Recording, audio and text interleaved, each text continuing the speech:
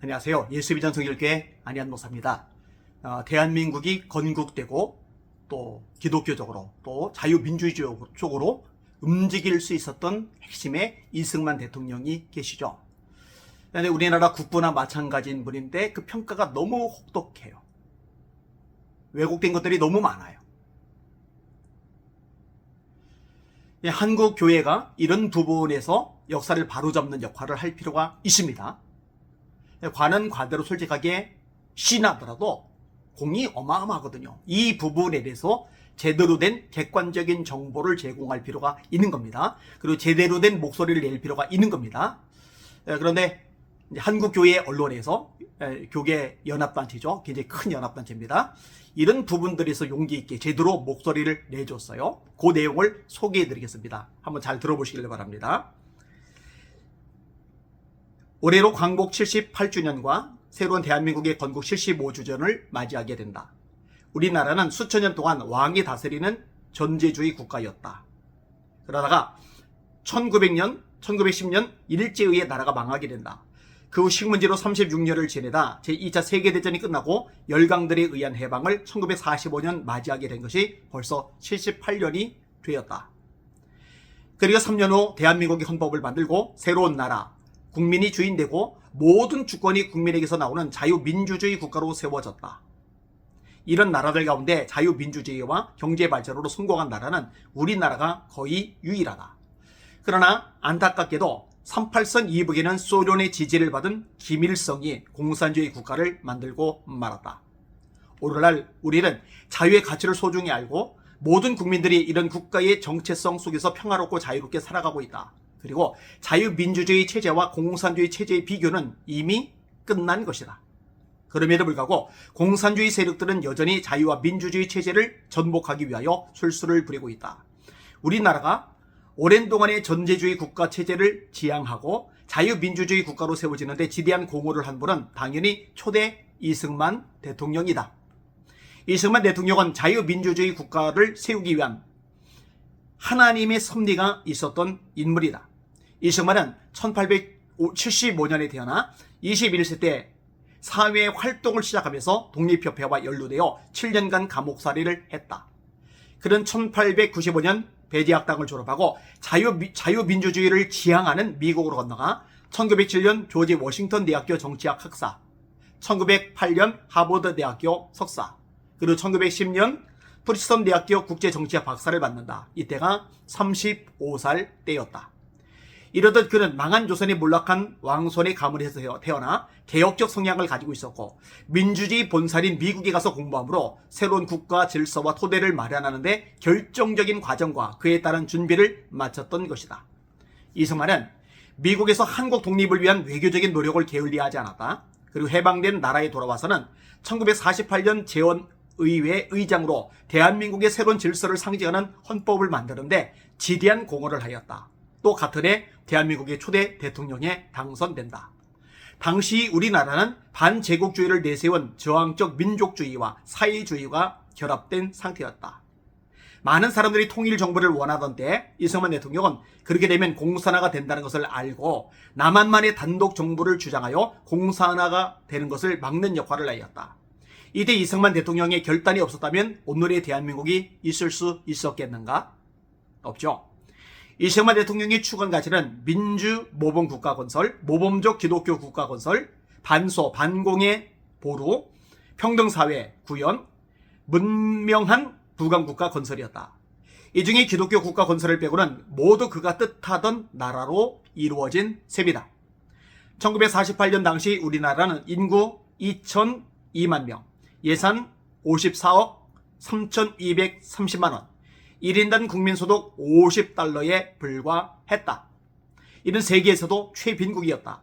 이를 북한과 비교해도 상당한 차이가 난다. 1950년 6개월만 해도 남한은 인구가 2,019만 명인데 북한은 975만 명이었으나 무역 총액은 남한이 1억 4천만 달러, 북한은 우리보다 4배 가까이 많은 5억 1천만 달러로 차이가 났다.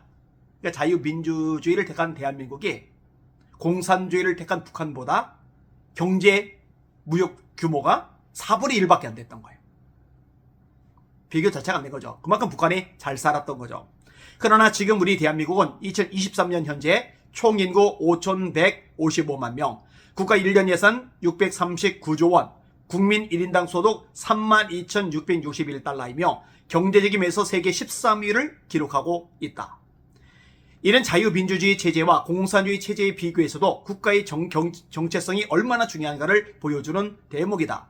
북한은 지금 세계에서 가장 가난한 나라죠. 굶어 죽는 아사자들이 속출하는 나라죠. 이승만 대통령에 대한 평가를 우리나라에서는 매우 혹독하고 부정적으로 매기고 있다. 그러나 외국인들이 본 이승만 대통령에 대한 평가는 다르다. 1953년 6월 이승만 대통령이 반공포를 석방한 것을 두고 당시 미 국무부 극동 담당 차관보였던 월터 로버트스는 이승만은 빈틈이 없고 책량이 풍부한 인물이라 하였다. 또 미국의 37대 대통령을 지낸 리처드 닉슨은 당시 부통령으로 한국을 방문한 후에 나는 이승만의 용기와 뛰어난 지성이 감명을 받았다고 평가하였다. 그리고 미국의 시카고 대학의 브루스 커밍스 사학과 석좌 교수는 그는 폭격군으로서의 타고난 기술로 최대한 자리세를 뽑아냈다고 역설적 언어로 칭찬하였다.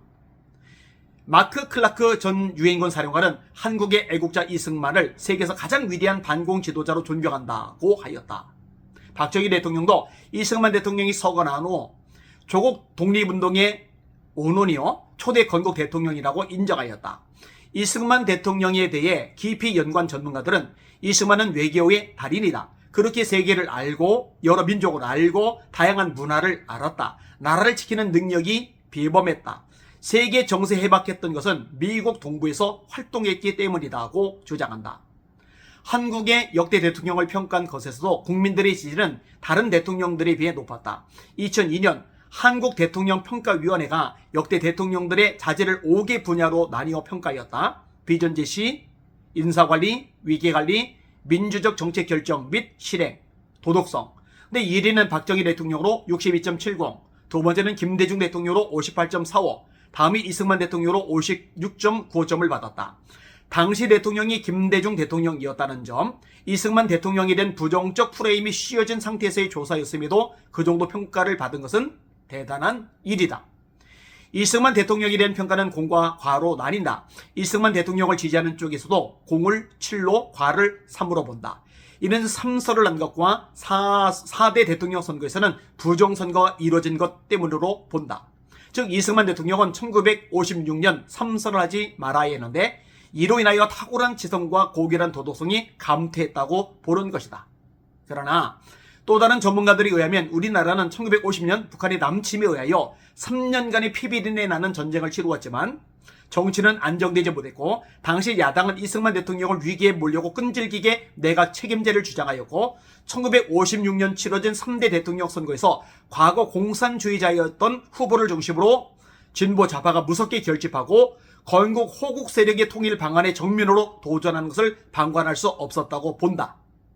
이런 상황에서 이승만 대통령이 출마하지 않았다면 우리나라는 공산화되었을 것이라는 모골이 송연한 예측이 있다. 6.25 전쟁 이후에도 한미동맹, 교육혁명 등 대다수 국가의 안정과 발전을 위한 일에는 이승만 대통령의 카리스마에 의존했다는 평가이다. 그러므로 이승만 대통령에 대한 평가는 공과 과가 7대3이라는 것도 마땅하지 않다고 본다. 우리는 올해로 해방 78주년과 정부 설립 75주년을 맞는다. 우리들은 이런 일들에 대하여 기념하고 기뻐하는 것도 좋지만 우리가 그 사이 잃어버리고 바르게 정립하지 못한 역사의 진실을 찾아가는 것도 매우 의미 있는 일이라고 본다. 올해는 이승만 대통령에 대한 바른 평가와 함께 국민들의 힘으로 기념관을 세운다고 한다. 그러나 한편에서는 이승만을 신격화시켜서는 안 된다고 주장하고 있다. 그렇지만 역사적 진실과 실체를 바로잡는 것이야말로 해방과 함께 이뤄낸 건국에 준하는 업적을 긍정적으로 받아들이는 것이며 이것도 매우 중요하다고 본다.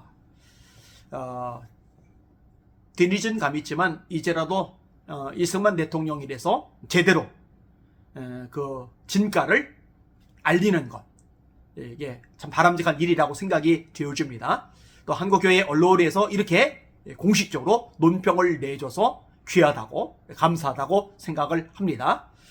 대한민국의 초대 대통령 이승만 대통령 그 위치를 좀 바로 세울 필요가 있습니다. 그럼 세계 어떤 나라가 초대 대통령, 국부와 같은 존재를 이렇게 찬밥 취급합니까? 대한민국만 그런가요? 북한처럼 될 수도 있었다니까요. 이승만 대통령 아니면 공산화 될 가능성 무지막지하게 높다니까요. 이승만 대통령 아니었으면은 사실 이거 하나만 가지고도 국부로 초대 대통령으로 존경하고 그 위치를 자기매김하도록 해드리는 게 옳다라고 생각합니다. 이런 것들을 모르는 사람이 참 많아요. 특별히 이 전교조들이 너무나 학생들에게 잘못되고 왜곡된 역사의식을 심어줬기 때문에 이 젊은 세대들이 이승만 대통령을 아주 왜곡된 이미지로 인식을 하고 있어요. 이거 바로잡아 나갈 필요가 있습니다. 이렇게 제대로 알리는 일에 우리 기독교인들이 앞장서주고 또 의식 있는 우리 성도들이 힘을 내주시기를 부탁을 드립니다. 날마다 주님 바라보고 주님의 이름으로 전진하며 승리합시다. 할렐루야.